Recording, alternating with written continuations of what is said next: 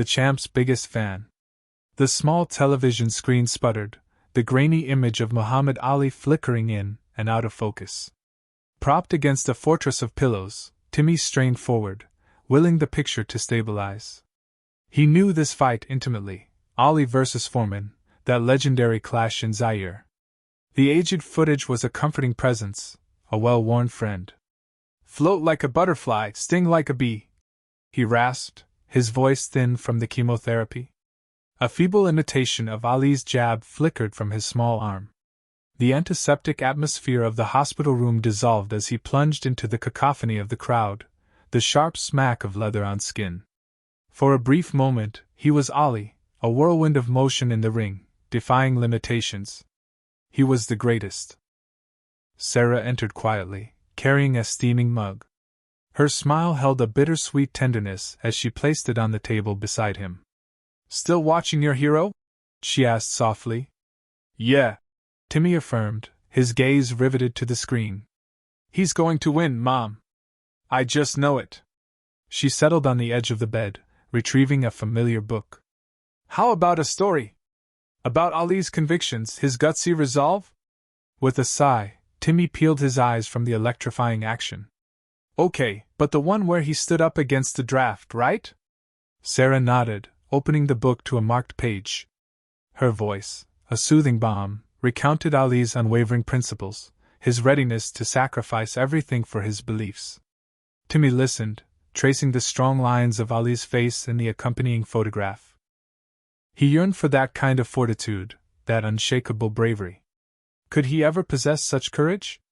The television continued its erratic display, the sounds of the fight a muted backdrop. Sarah finished the story, carefully closed the book, and placed it back on the shelf. She gently brushed a stray strand of hair from his forehead. "You know, you're a pretty tough cookie yourself, Timmy." He merely shrugged, unconvinced. "Not like Ali." "True," Sarah conceded, a playful glint in her eyes. "But you face your own battles day in, day out. And you do it with a smile, my love." Once his mom left, a sudden spark ignited within him. He cautiously swung his legs over the edge of the bed, dismissing the persistent ache in his bones. He gathered his faithful companions, Buster, a threadbare bear, and Champ, a rabbit with perpetually drooping ears, and arranged them as opposing fighters in a makeshift ring on the floor. "All right, Buster, you're on," he announced, adopting a deep, exaggerated voice. "You're going up against the champ." He bounced lightly, mimicking Ali's famous shuffle. He threw a few wobbly punches, his movements clumsy and weak. He pretended to evade Buster's ponderous attacks, his breath hitching in his chest. "Float like a butterfly," he gasped, delivering a feather-light tap to Buster's nose. "Sting like a bee." He stumbled, his legs faltering, and collapsed back onto the bed, drained yet grinning. He might not be Ali, but for a few precious moments, he had been a contender in his own small world. His eyes swept over the posters adorning his walls. Ali triumphant over Liston, Ali's fists raised in exultation, Ali, the living symbol of resilience and might. He knew he faced a formidable struggle ahead, but with Ali's spirit as his guide, he wouldn't surrender. He simply couldn't. He was Timmy O'Connell, and he was the champ's most ardent devotee. A wish and a fight. "Mom! Mom, guess what?" Timmy exploded into the kitchen, a hummingbird trapped in a boy's body. A crumpled newspaper, its headline screaming, "Ali T.O. fight in Chicago," was brandished in his fist. Sarah, her face etched with the day's weariness, pivoted from the simmering sauce. "Timmy, darling, you'll set off another coughing fit, dashing about like that." He brushed off her concern, slapping the newsprint onto the worn tabletop. "Ali! He's fighting here. In Chicago. We have to go, Mom, please." His eyes, typically clouded by his ailment, now blazed with a fervor that electrified Sarah. Her spirit faltered. Ali represented everything Timmy yearned for: fortitude, perseverance, and unshakable self-belief. The man was a totem. But ringside seats? In his delicate state? Unthinkable. "Sweetheart, you understand why we can't. The crowds, the noise, it simply wouldn't be suitable for you. The excuse felt flimsy, even to her. But Mom, I need to see him. He's magnificent. To witness him in the ring, it would invigorate me. I know it. His voice wavered, exuberance dissolving into desperate supplication. That night, slumber offered Timmy an escape. No longer confined to the antiseptic prison of his hospital bed, he was swallowed by a roaring coliseum, a human ocean stretching to the horizon. The air crackled, taut with anticipation. Beams of light pierced the haze. Then, he appeared, Muhammad Ali, a phantom butterfly with a scorpion's kiss. Timmy's cheer joined the thunderous ovation, his voice resonant, a far cry from the frail whisper he knew. He felt the raw energy of the bout course through his veins, an empowering current. He awoke abruptly, the dream's afterglow vivid. The familiar chill of the hospital room was a stark contrast to the dream's vibrant heat. Yet a residue of strength lingered. Determination hardening his gaze, Timmy grabbed his drawing pad and pencils. With newfound assurance, his hand danced across the paper. He envisioned himself, a titan standing shoulder to shoulder with Ali in the squared circle. Ali grinned, his arm draped around Timmy, both fists raised in triumphant salute. He splashed the image with brazen colors, infusing the page with the electric charge of his dream. A nurse entered as he completed the drawing, medication in hand. "What's this, Timmy?" she inquired, smiling. "It's me and Ali," he declared, his voice reedy but resolute. "We're champions." A fantasy, a fleeting image yet deep within, Timmy clung to the hope that witnessing Ali, even from a distance, would ignite an inner fire, granting him the will to confront his own relentless opponent. Denial was not an option. He would find a way. He must. Hope dwindles. "Please, Dr. Evans," Margaret O'Connell implored, her voice a strained thread. Her hands twisted together, knuckles stark against the worn fabric of her dress. It would mean everything to him. "Just a few hours, I promise. I'll keep him sheltered away from everyone." Dr. Evans, his face a roadmap of exhaustion, released a weary sigh. He tented his fingers, his gaze refusing to meet hers. "Margaret, you know I wish I could. But Timmy's defenses are compromised. The risk is just too great. Any bug, any germ could have devastating consequences. And the toll, the sheer effort of being there, even briefly, could undo weeks, perhaps months of progress." Margaret persisted. "But he's been so resilient, Doctor. He's fighting with everything he has. It fuels him. It's what gets him through these long days. To deny him this." Her voice faltered, tears brimming. Just beyond the slightly ajar door, Timmy listened intently. The hushed exchange filtered in, a discordant blend of anticipation and despair. He'd been practicing his Ali shuffle all morning, his small limbs shaky but resolute. Even Mrs. Henderson, the kind-faced woman in the adjacent bed, had agreed to spar, wielding rolled-up newspapers as mock boxing gloves. He recognized the tremor in his mother's voice, a blend of pleading and fragility. Then, Dr. Evans' somber tone, heavy with a regret Timmy knew intimately. Every medical professional, every visitor bearing goodwill, carried that same inflection, a mixture of sympathy and powerlessness. "Margaret, I empathize truly. But my paramount concern is Timmy's health. And exposing him to that environment, given his fragility, is simply not a responsible course of action. We are bound by protocols, by guidelines designed to safeguard vulnerable patients." A heavy silence descended. A chill of foreboding settled deep within Timmy. His practiced shuffle suddenly felt like an impossible task. He heard his mother's near whisper. "Is there any possibility at all?"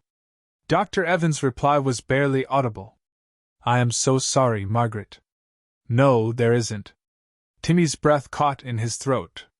The oxygen tube felt like a tourniquet, restricting his airflow. He squeezed his eyes shut, but the image of Ali, the powerful, the indomitable Ali, dominated his vision. An Ali he wouldn't witness in person. An Ali he wouldn't be able to cheer for. He opened his eyes, fixating on the drab wallpaper, its peeling layers of blurred canvas.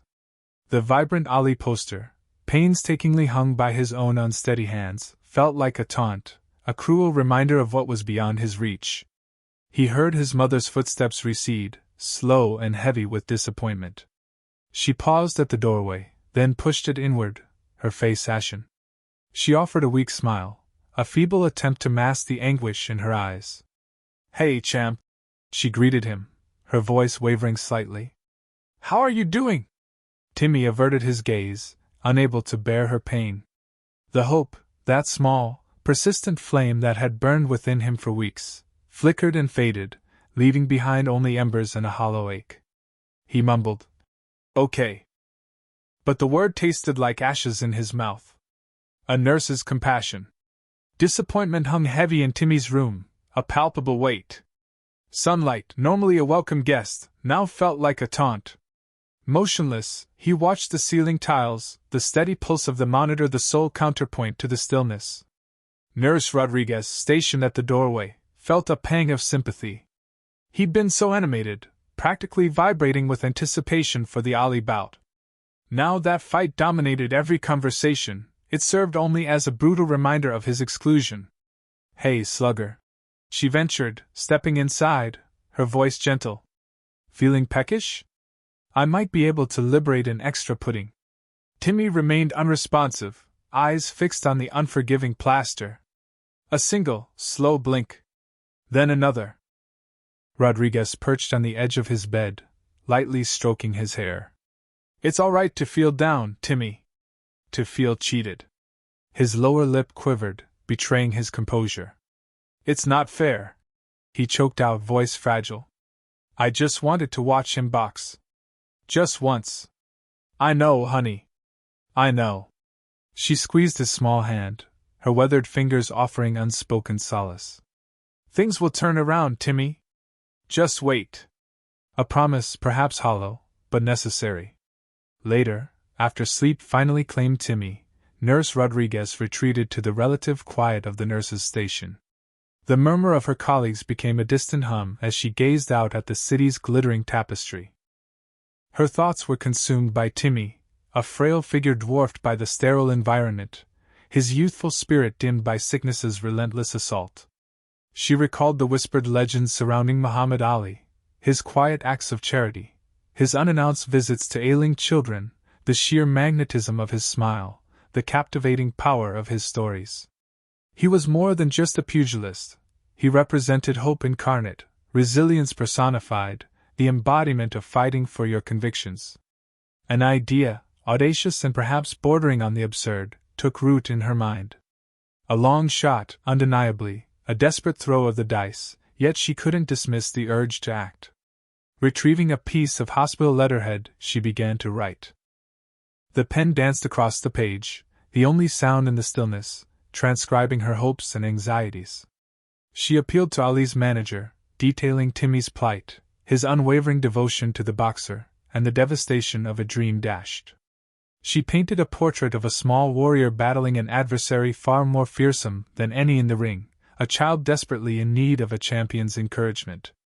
Her request was modest, simply a few kind words, an autographed photograph, anything to rekindle the light in his eyes.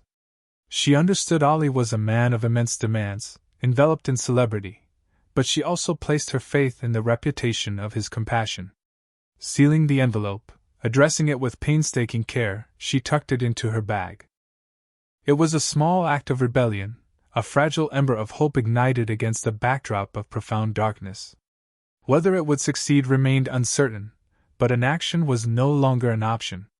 Timmy deserved a miracle, and she would move heaven and earth to try and conjure one. The champ responds. The staccato beat of the speed bag punctuated the air in the close gym, a percussive echo to Ali's measured breaths. Perspiration gleamed on his brow, plastering strands of hair to his forehead, dampening his gloves. From his perch on a nearby stool, Angelo Dundee's gravelly voice sliced through the air with crisp instructions. "Keep that left hand high, champ! Dance like a phantom, hit like a—" Ali flashed a grin, cutting him off. "You know the rhyme, Angelo. The whole world knows it." He circled the bag, his footwork surprisingly nimble for a man his size. Angelo chuckled, shaking his head, a hint of concern in his eyes. Don't let it inflate that ego too much. Foreman's no pushover. A young man, barely out of boyhood, approached with a hesitant gait, a sealed envelope clutched in his hand. Mr. Ali, a letter arrived for you. They said it was urgent. Ali halted, toweling off his face. Let's have a look. He accepted the envelope, instantly recognizing the precise, almost sterile script. Nurse Rodriguez. The photograph and note he'd sent weeks ago felt like a distant memory now. He tore the paper, a crease forming between his brows as he scanned the contents. The words blurred momentarily. Timmy. The relentless spread. The dream deferred. The boy's spirit, cloaked by the cheerless walls of the hospital. A knot tightened in Ali's throat. He was reminded of his own youth, the bitter taste of deprivation, the cruel barbs, the crushing sensation of insignificance. He remembered the fierce resolve to defy expectations, to amount to something, to ignite hope in others who felt just as abandoned. That's what fueled his fight. It transcended mere championship glory. He finished the letter, his expression softening with a profound understanding. Nurse Rodriguez wasn't asking for a miracle, but for a priceless gift, a shared moment. A spark of happiness in a boy's waning hours. Angelo, Ali stated quietly, his voice resonating with newfound purpose. I need to make a detour. Angelo's face clouded with worry. A detour? Champ, you have the way in this afternoon, then it's rest and mental preparation. Foreman's visualizing you right now. We can't hand him an advantage on a silver platter. This is paramount, Angelo. More crucial than Foreman, more vital than any formality. Ali snatched his jacket, his gaze fixed on a distant horizon. An hour at most. I'll be back before you know I'm gone. Angelo threw his hands up in exasperation. An hour? Before a fight of this magnitude? Where are you off to, Ali? A meeting with the president? Something akin to that. Ali replied, a subtle smile gracing his lips. He cuffed Angelo playfully on the shoulder. Have faith, Angelo. This is something I must do. With that, he strode out of the gym, leaving Angelo to fume in his wake, the rhythmic thud of the speed bag now sounding stark and forlorn. A champion's visit. The hospital corridors stretched long and sterile, the silence usually broken by the rhythmic beeping of machines. But tonight a different kind of hush fell. Nurses paused mid-sentence, doctors slowed their pace, and even the cleaning staff momentarily ceased their work. A figure moved through them, not with arrogance, but with a quiet gravity that commanded attention. It was Muhammad Ali, still radiating the energy of the weigh-in, his boxing robe a stark contrast to the pale surroundings. He held a small, crumpled piece of paper in his hand, the room number scribbled on it in hurried ink. He paused outside room 312, the door slightly ajar. Peeking inside, he saw a small figure propped up in bed, surrounded by posters of himself. Boxing gloves, worn and loved, hung from the bedpost. A woman sat beside the bed, her hand resting gently on the boy's arm. Ali pushed the door open a little wider, the soft click echoing in the quiet room.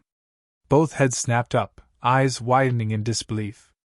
Timmy's jaw dropped, his mouth forming a silent O. His mother gasped, her hand flying to her chest. Evening, Ali said, his voice a low rumble that filled the small space. A warm smile spread across his face, crinkling the corners of his eyes. Hope I'm not intruding. Timmy stared, speechless. He blinked, then blinked again, as if trying to clear his vision. Was he dreaming? Was this some elaborate hallucination brought on by the medication? His mother found her voice first, a shaky whisper. Mr. Ali? Is that really you? In the flesh. Ali chuckled, stepping fully into the room. He pulled up a chair, his movements surprisingly gentle for a man of his size. He placed the crumpled paper on the bedside table. Heard there was a young champion in here who couldn't make it to the fight tonight. Figured I'd bring the fight to him. Timmy finally found his voice, a hoarse squeak. Muhammad Ali? You came to see me? He pushed himself up further against the pillows, his eyes shining with a mixture of awe and disbelief. That's right, Timmy, isn't it? Ali winked. Heard you pack a mean punch yourself. Though I gotta say, those gloves look like they've seen better days. He reached out and gently touched one of the gloves, a small smile playing on his lips.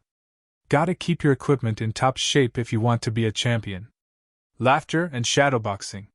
The air in the small hospital room, usually thick with the scent of antiseptic and quiet worry, crackled with an unexpected energy. Ali, larger than life even in the cramped space, was holding court. So, I'm training for the Foreman fight, right?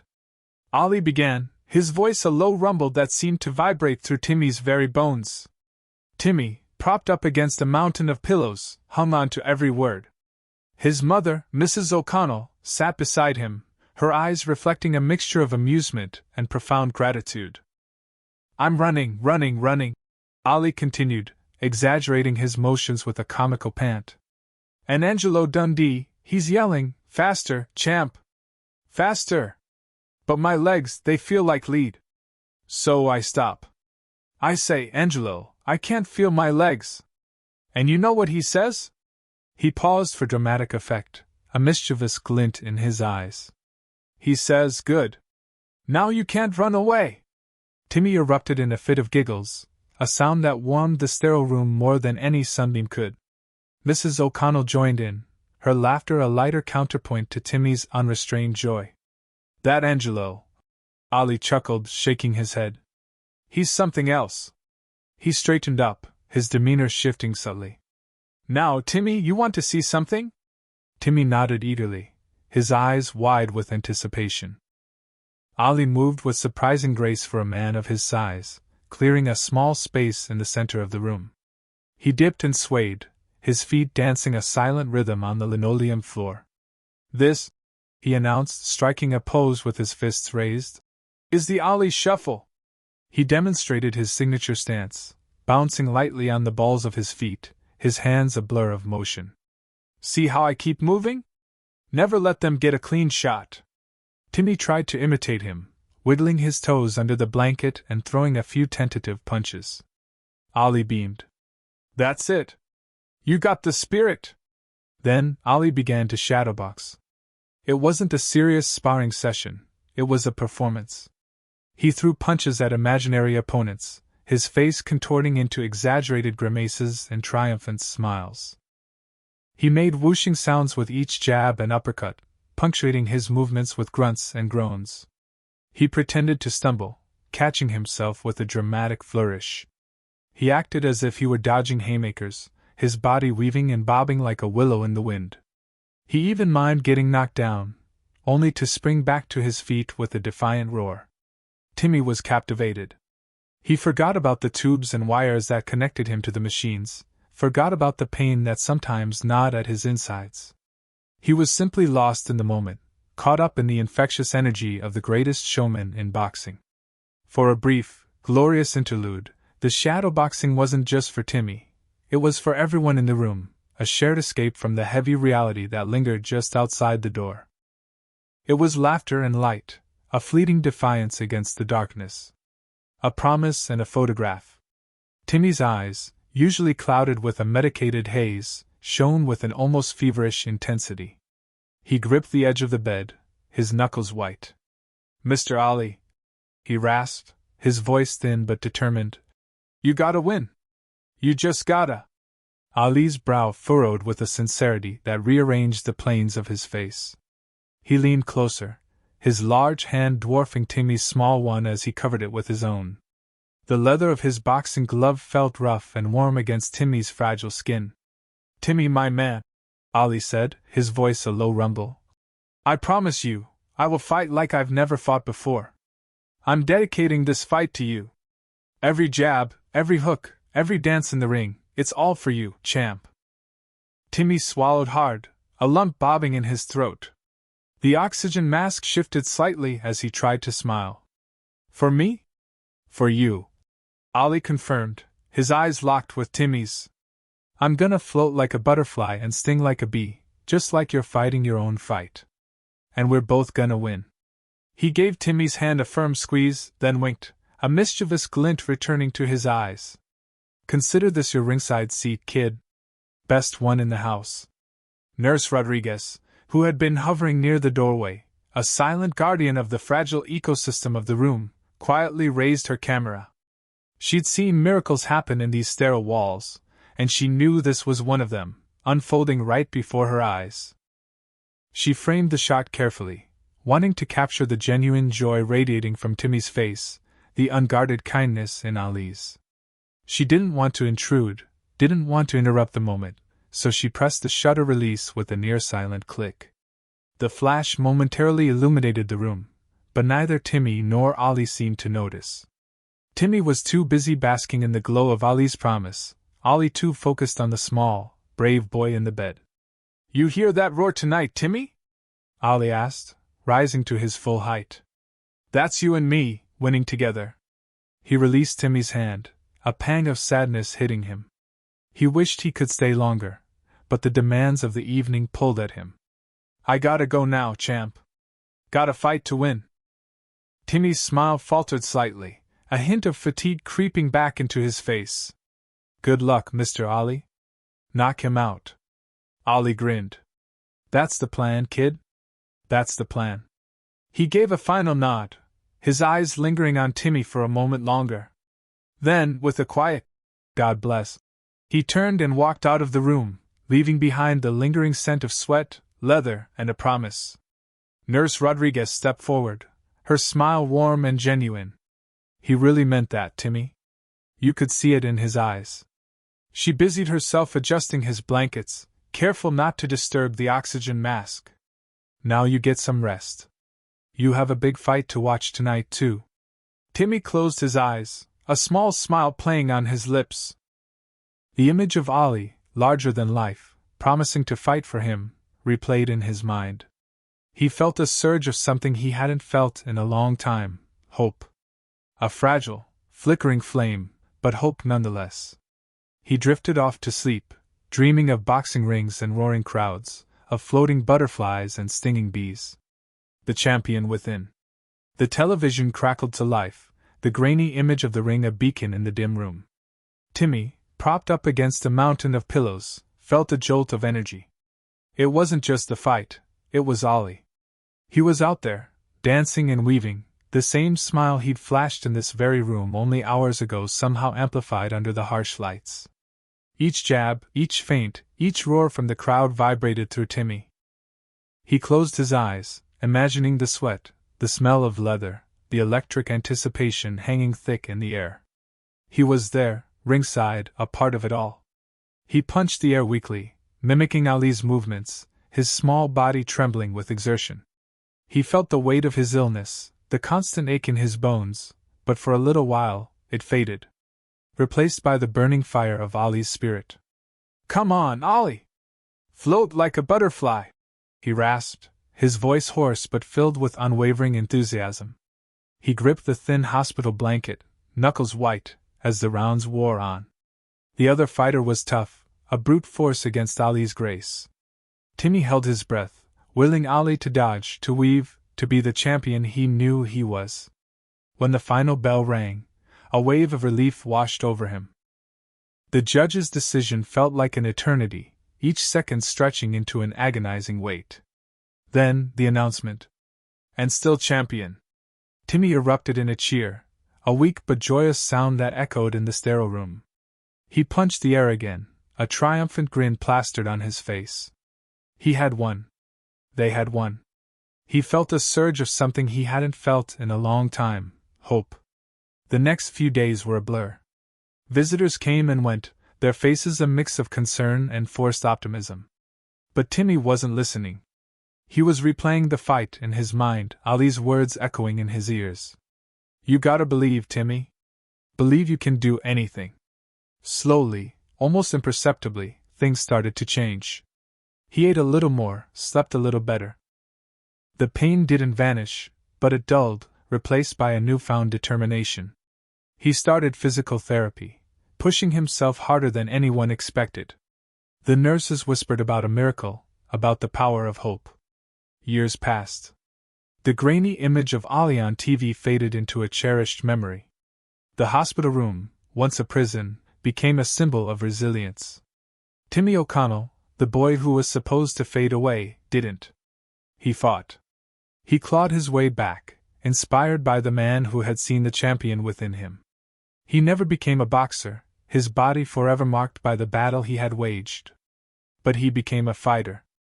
A teacher, mentoring troubled youth, instilling in them the same belief Ali had given him. He told them his story, the story of a champion who visited a dying boy and gave him the strength to live. Sometimes, late at night, he would look at the faded photograph on his desk, the one of him laughing with Ali. He would trace the outline of Ali's smiling face, the genuine warmth in his eyes. And he would remember.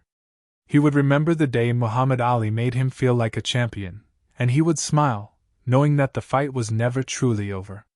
It was just beginning. He was living proof.